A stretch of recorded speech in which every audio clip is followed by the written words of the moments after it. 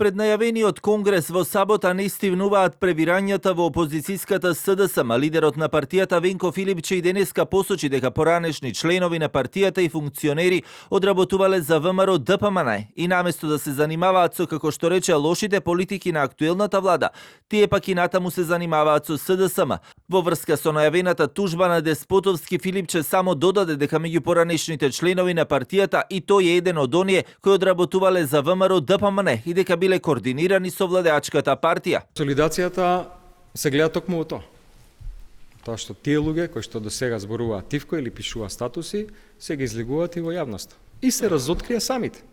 И кој ќе видите нивните пораки во јавните настапи, во статусите, ќе видите дека се тоа пораките на владеачката партија ВМРО ДПМН.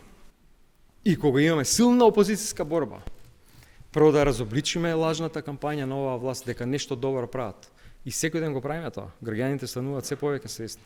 Некој од членовите на СДСМ застанува во нивна одбрана. Па зашто не ја критикуваат владата или мислат дека е добра?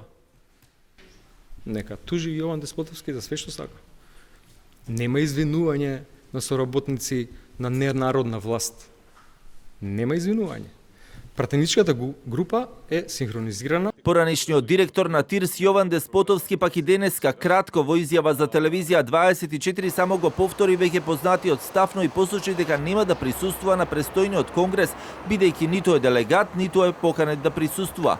Веќе го изнесов мојот став и пак ќе го повторам. За сите овие обвинувања очекувам јавни докази. Во спротивно ќе поднесам тужба до Филипче за клевета. Во врска со најавениот конгрес во сабота нема да учествувам затоа што ниту сум делегат, ниту сум поканет. Вчера во телевизиско гостување пак Шилегов посочи дека половина пратеничка група не се согласува со политиките на актуелниот лидер на партијата Венко Филипче и како што рече, доколку се направат внатре партиски реформи, а Филипче си замина од функцијата прв човек на Бихачка, СДСМ на следните избори ќе оствариле многу поголем резултат, односно како што рече победа. Филипче пак сето ова и денеска го демантираше и уште еднаш потенцираше дека одлуката која ја донеле да не присуствуваат на лидерската и вистинската и дека како конструктивна опозиција не значи дека ќе бидат и контролирана и затоа како што рече донеле одлука утре на седница да не го поддржат ниту Сейф Сити, бидејќи се сомнева дека владата ќе направи злоупотреба на сите податоци со кои располага откако законот ќе стапи на сила.